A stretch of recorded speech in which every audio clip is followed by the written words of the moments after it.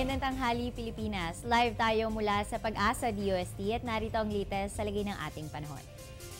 Nakararanas pa rin ang buong Pilipinas ng mainit at malinsangang panahon. Yan ay dulot pa rin po ng malakas na pag-ihip ng easterlies na dumadaan po yan dito sa dagat Pasipiko papunta po yan ng Pilipinas.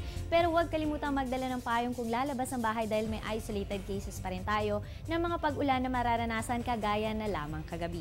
Samantala sa aming pagbabalik, bakit nga ba nagkaka-heat stroke? Alamin natin yan matapos ang isang paalala.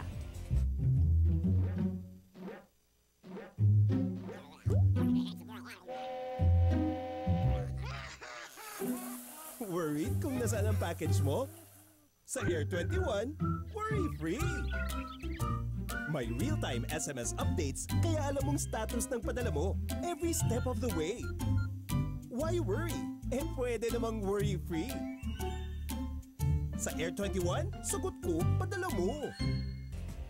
Time check po muna tayo, 11:56 ng tanghali, ayon po yan sa Philippine Standard Time.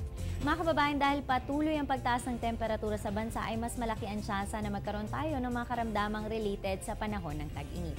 At isa sa mga pwedeng maging sakit ngayong hot season ay ang heat stroke. Kaya narito ang dagdag kaalaman tungkol dito.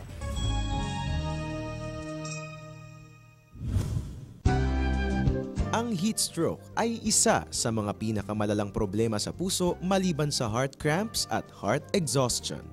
Ito'y kadalasang resulta ng pagkakaroon ng mga gawain sa mga maiinit na lugar at kakulangan sa pag-inom ng tubig. Kaya kung may pinaghihinalaang na heat stroke, dalhin ang biktima sa malilim at malamig na lugar. Maaaring paypayan o isprayan ng malamig na tubig ang mukha ng biktima. Painumin siya ng tubig upang ang biktima ay ma-hydrate. Humingi ng tulong sa pinakamalapit na ospital. Pag-ingatan ang ating kalusugan para maski tag-init, tuloy-tuloy ang kasiyahan. At iyan ang latest mula sa Pag-asa. Manatiling nakatutok sa Panahon TV kung saan walang pinipiling panahon ang pagbibigay impormasyon. Maaari niyong bisitahin ang aming website and other social media accounts. At pwede niyo rin po kaming mapakinggan sa DWIZ radio station. At ako po ang nakasama niyo ngayon ang inyong weather darling na si Obriner na nagsasabing kahit anong panahon, may pag-asang bumangon. Magandang tanghali.